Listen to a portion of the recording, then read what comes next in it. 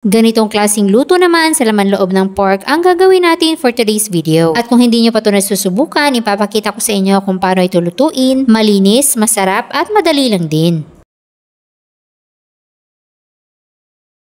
Meron tayo dito 1 kilong sari-saring laman loob ng pork at mas preferred kong bumili nitong hindi pa pre-boiled dahil kahit matrabaho itong linisan ay nasisiguro ko naman na malinis ito at hindi mabaho.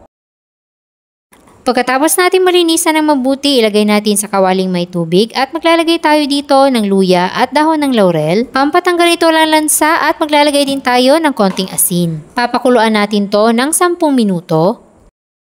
Tapos ihahanguin na natin yan at huhugasan natin ulit para masigurong malinis.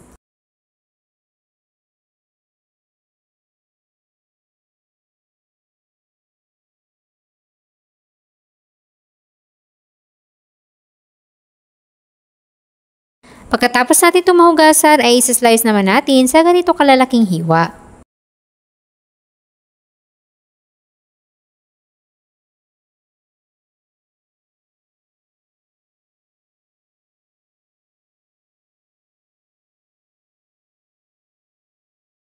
At ayan, tapos na nating ma-slice itong mga laman loob at mag-start na tayo mag-isa sa ating kawali. Unahin natin sa pag-isa ang luya. Sunod naman ang sibuyas at bawang.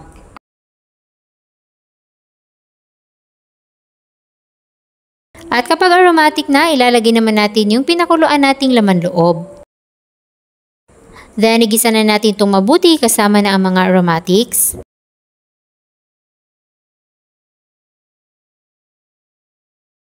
At itimplahan na natin to ng 4 na kutsara ng toyo, 1 kutsarang oyster sauce, dahon ng laurel, konting food coloring pampa-enhance ng kulay, at paminta powder. Then, haluin muna natin itong mabuti.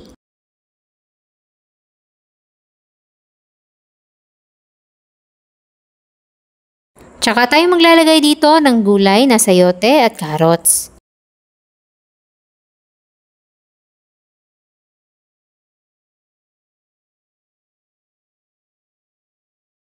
Then, simmer muna natin to ng ilang minuto hanggang sa lumambot ng konti yung gulay.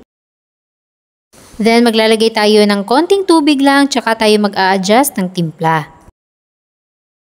So, naglagay lang ako dito ng konting all-in-one seasoning at konting sugar na option na lang kung gusto nyong maglagay pampabalanse ng lasa.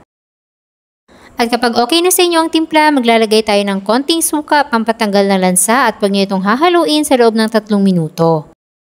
Pagkatapos ng 3 minuto, pwede na nating ilagay ang ating bell peppers at sili.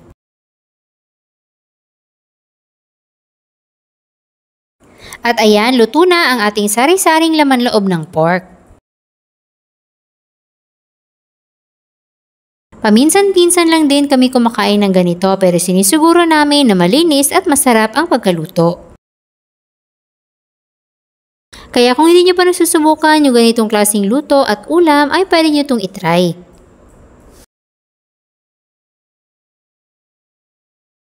Ilalagay ko na rin dyan sa baba ang kompletong listahan ng ating mga sangkap.